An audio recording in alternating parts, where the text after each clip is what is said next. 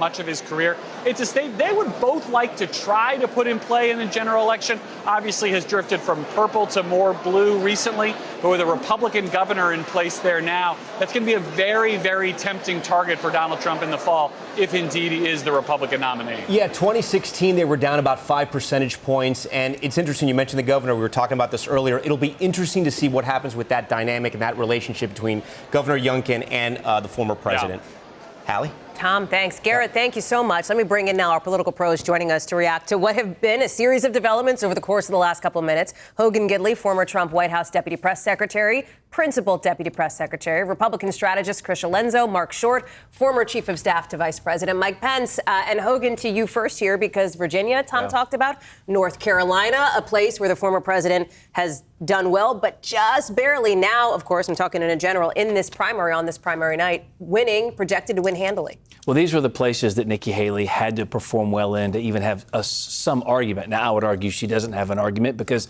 her contention is she has to do well. What she needs to do is win one of these states. She has said be competitive, to be clear. Be competitive. Okay, but you need to win one of these states at some point. She has not won a state, and so this is a problem for her moving forward. But the fact that Donald Trump was able to win both Virginia and North Carolina so quickly really kind of shows what Chris LaCivita said, which is the stranglehold he has on the GOP and the dominating performance he's been able to put together with not just him on the campaign trail, but also his staff and what they've been able to accomplish. Mark, what's happening right now in South Carolina where Nikki Haley is with her team? She's not expected to speak tonight. She has no future ad buys going forward. We don't know about any travel. She has announced some leadership teams in Georgia and Louisiana that have contests coming up. But what's the conversation happening right now? She's lost North Carolina. She's lost Virginia. I would imagine the conversation is partly about what does she want the future to be. I mean, again, if the narrative becomes she ran, I think, a good campaign. I think a lot of people would say she overperformed. But if the narrative becomes that she's only surviving because she's winning Democrat votes, I don't think that helps her future. And I think that's probably the conversation they have to be having. But, on Virginia, I don't think we should forget that that's been a fascination for Trump for a long time. He used to always talk about wanting to win Virginia. He really didn't come close in 2020.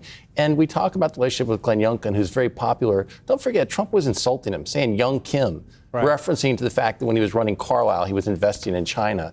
It's not a really good relationship, and I really don't think that Virginia's at play at all for a general election. On the Nikki Haley piece of things, you talk about, Mark, her perhaps casting an eye to her future, maybe in 2028, let's say. Krysia, what does she need to do in order to be competitive? And I know it's crazy that we're talking about 4 years from now. Yes. I get that, but Nikki Haley has got to be, I would think, considering that as she's looking at her next steps. I would say she's considering that, but right now she really has to consider the fact that she has no path forward in this election besides election interference or any sort of mechanism where Trump would not be able to run.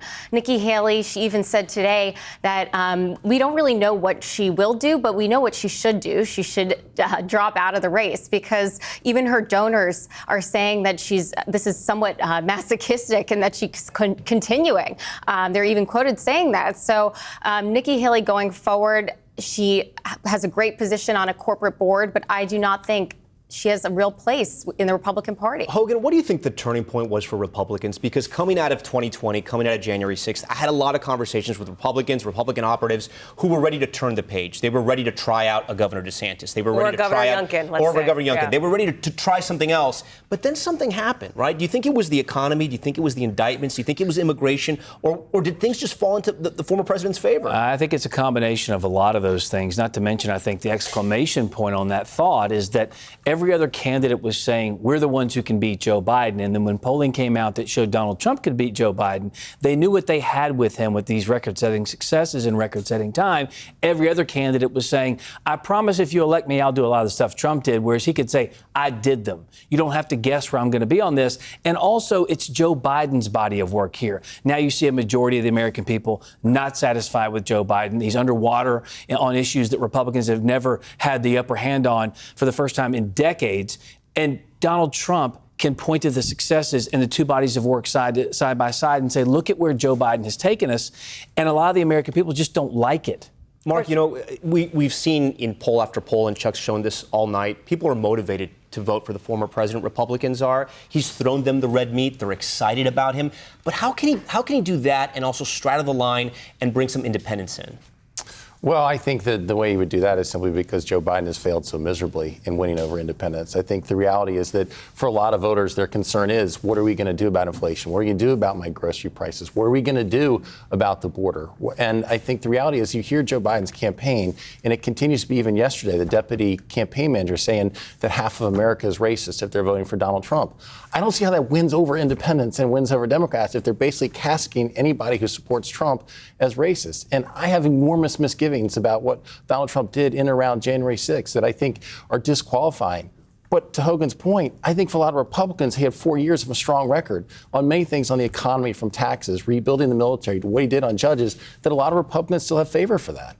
Mark, Krysia, Hogan, thank you. I'm going to ask you to stand by for just a second because we've got a lot more to get to here during our special coverage of Super Tuesday. I'm looking at our clock here. We've got just about 20 minutes, just under that, until the next set of major poll closings. You're going to watch it with us live right here on NBC News Now. We'll see you in a sec.